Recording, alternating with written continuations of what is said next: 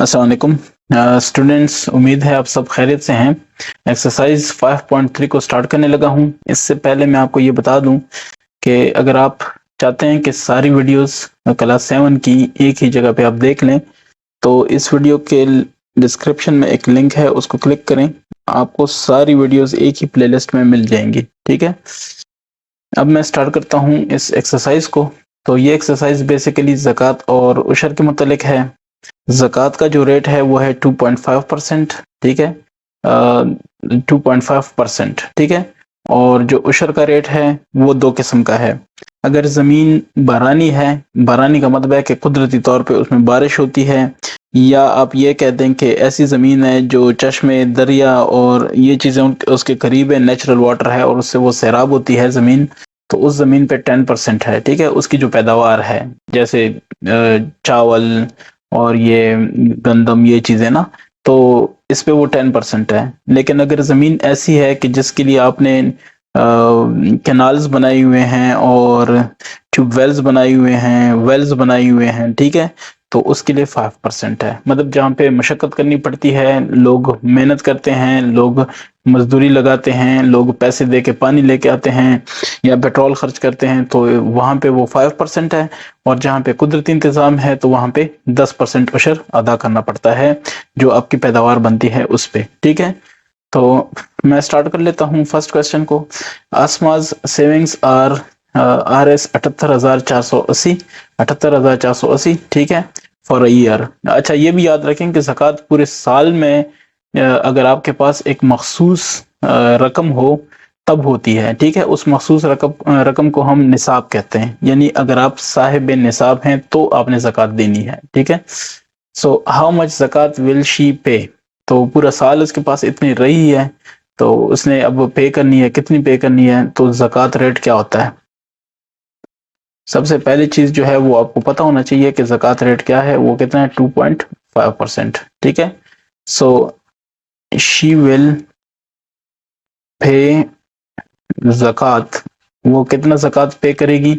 अब क्लियर हो गया, 2.5% है तो 100 हो गया। टोटल रकम उसके पास कितनी है, 78,480 रुपए। तो अब देखते हैं कि इसमें से उसने कितना एक साल बाद ज़कात देना है। ठीक है, तो 2.5 मल्टीप्लाई बाय 78,480।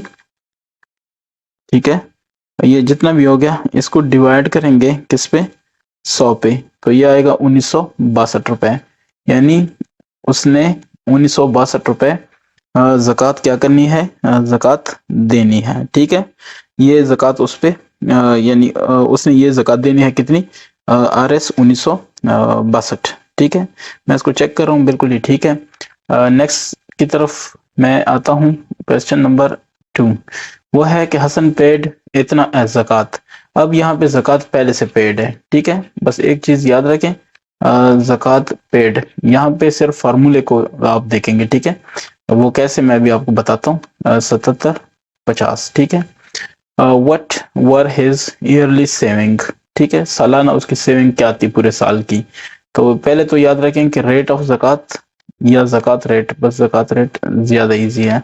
ज़कात रेट जो है वो आपको पता है 2.5% है। अगर वो देते हैं क्वेश्चन में या नहीं देते, इस वैल्यू को आपको ये पता होना चाहिए। ठीक है, अच्छा, ज़कात रेट का पता है आपको। अब वो कह रहे हैं कि what were his yearly savings, yearly savings. ठीक है, तो ऑफ हसन, हसन है।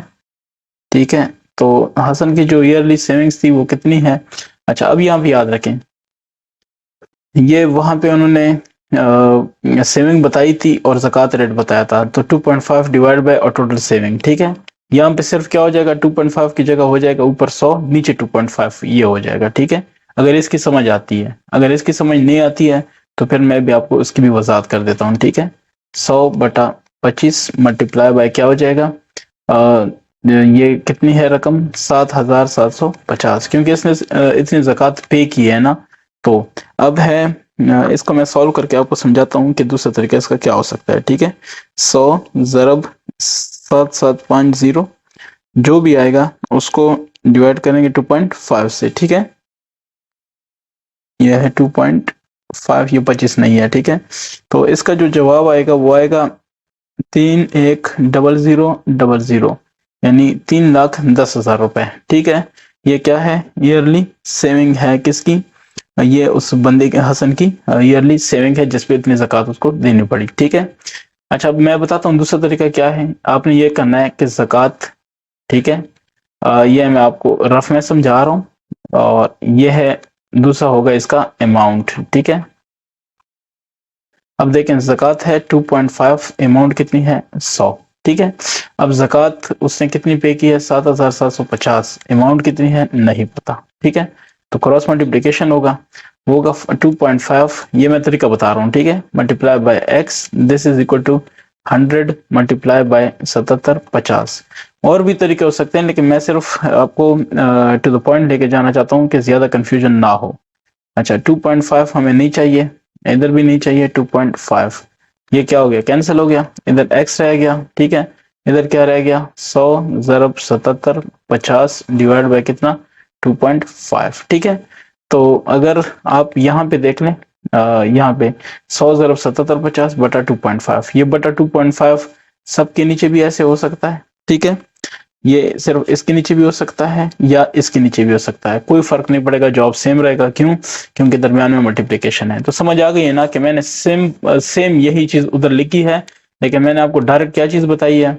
मैंने डायरेक्ट आपको ये चीज बताई है कि अगर आपको सेविंग दी जाए और ज़कात रेट दिया जाए और आपसे कहा जाए कि ज़कात मालूम करो कि कितनी देनी है ज़कात, तो फिर आपने 2.5 ऊपर रखना है, नीचे 100 रखना है, ठीक है।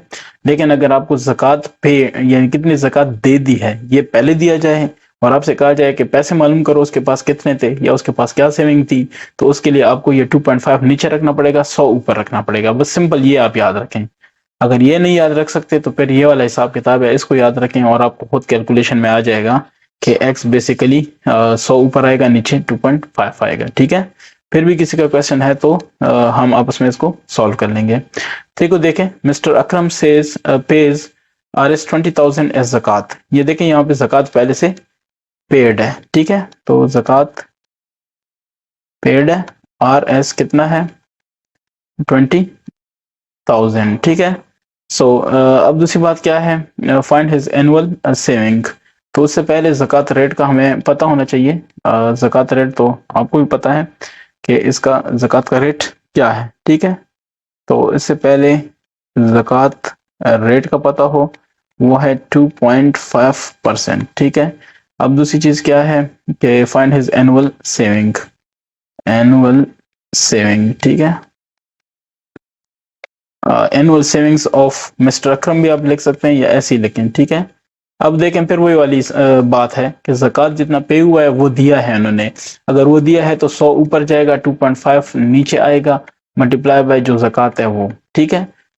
और अगर ये नहीं दिया होता तो फिर 2.5 ऊपर जाता, 100 नीचे आता, एनुअल सेविंग ऑलरेडी दे चुके होते फिर, ठीक है। तो अब इसको सॉल्व करते हैं। ये क्या है? 100 ज़रब 2,000, ठीक है। जो भी आएगा वो डिवाइड होगा 2.5 से, तो जवाब आ रहा है 80,000, ठीक है, 80,000। सो और चूंकि ये पैसे हैं, रुपए हैं, तो Rs 80,000, ठीक है। ये है उसके पास, अकरम के पास क्या है? एनुअल सेविंग्स हैं, ठीक है। तो 80,000 मैं चेक करता हूँ, बिल्कुल ये 80,000 नहीं 8 लाख है। एक मिनट में दोबारा चेक करता हूँ, दोबारा मैं चेक करता हूँ ये क्या है? 100 ज़रब 2,000, ये जनाब 2,000 नहीं है, 20,000 है। बस मैंने ये मिस्टेक की है। तो हाँ, ये 20,000 है। अगर ये 20,000 रख लें तो ये क्या हो गया? Rs 8 लाख हो गया, ठीक है। तो वो तो खुद ब खुद फिर समझ आ जाती है, सिर्फ हमने ये देखना है कि डाटा हमने सही लिखा के नहीं लिखा है, ठीक है। तो अब हम आते हैं नेक्स्ट उस क्वेश्चन की तरफ, क्वेश्चन नंबर 4 की तरफ। तो क्वेश्चन 4 क्या कहता है कि if mister Salim if Mr. Salman earned इतना by selling a rice crop, ठीक है। तो अर्निंग कितनी है? Rs 224000, ठीक है। राइस क्रॉप है, ठीक है। राइस मतलब उसने चावल की जो फसल हुई है उसको सेल किया है, इसको इतना पैसा मिला है। एंड पेड उशर एट द रेट ऑफ 5%, ठीक है। तो उशर, अब देखें यहाँ पे बताने की जरूरत नहीं है कि कौन किस किस्म की जमीन है, बस ठीक है, उशर उसने बता दिया कि 5% है, ठीक है। व्हाट अमाउंट डिड ही पे एज उशर, सो उशर पेड। अब यहाँ पे कोई कंफ्यूज होने की जरूरत नहीं है। देखें, अर्निंग या अमाउंट या जो उसके पास सेविंग है वो पहले से इन्होंने बताया हुआ है। अगर बताया हुआ है तो 5 ऊपर रहेगा, 100 नीचे रहेगा, बस सिंपल सी बात है, ठीक है। मल्टीप्लाई बाय 224000, ठीक है। और अगर ऐसे समझ नहीं आती तो जैसे मैंने पिछले एग्जाम्पल में इसकी वजाहत की है, पिछले क्वेश्चन में मैं बता देता हूँ, देख लें। हम ये कहते हैं ना कि उशर, ठीक है, ये उशर लिखते हैं, ठीक है। उशर USHR है, ठीक है। मैंने कहीं पे, हाँ, उशर USHR है, ए नहीं है उसमें, ठीक है ना, USHR, ये यहाँ पे देख लें, इसकी स्पेलिंग ये है। अच्छा, अब उशर है और यहाँ पे क्या है, अमाउंट है, ठीक है। तो अमाउंट या अर्निंग या सेविंग, बस चलें, सेविंग या अर्निंग, अर्निंग अमाउंट या सेविंग अमाउंट, ठीक है, जो भी है। अच्छा, उशर कितना है, 5 उशर है 100 पे, ठीक है। तो अमाउंट कितनी है, 224000, ठीक है। और ये उशर कितना है नहीं पता, तो क्रॉस ज़रब दे दें, 100 ज़रब x हो जाएगा, ये हो जाएगा 224000 मल्टीप्लाई बाय 5, ठीक है। इधर भी 100 पे डिवाइड करेंगे, तो इधर भी किस पे डिवाइड करेंगे, 100 पे, ये खत्म हो गया, ठीक है। तो x क्या रह जाएगा, 224000 मल्टीप्लाई बाय 5 डिवाइड बाय 100, बाकी छोड़ें, लेकिन 5 देखें नीचे 100 आ गया, ठीक है। तो ये देखें, इधर भी देख लें, 5 नीचे 100 आ गया, ये 2,24,000 कितना है वो ऊपर आ गया, बस इस चीज को समझना है, ठीक है। बाकी ये इजीली सॉल्व हो जाएगा, 2 जीरो हटा दें, ठीक है। तो 500, 5 4 20, 5 2 10, 2 12, 5 2 10, 1 11, ठीक है। सो 11,200 रुपए उसने क्या चीज दे दी है, उसने उस फसल का उशर पे किया है, ठीक है। तो ये भी हो गया आपका, इस पे भी जो काम था वो कंप्लीट हो गया, 11,200। अब हम आते हैं क्वेश्चन नंबर 5 पे, ठीक है। वो क्या कह रहा है कि हारिस सोल्ड मैंगोज फॉर इतना, ठीक है। सेल प्राइस, ठीक है, इज इक्वल टू कितना है, RS जो उसने सेल किया है, या सेल मनी, सेल प्राइस नहीं बल्कि मैं इसको कहूंगा कि, ठीक है, सेल मनी। तो वो कितनी है, RS, ठीक है, जो उसने मैंगोज बेचे, ये 66,000 रुपए। पेड उसने कितना उशर पे किया, उशर पेड, ठीक है।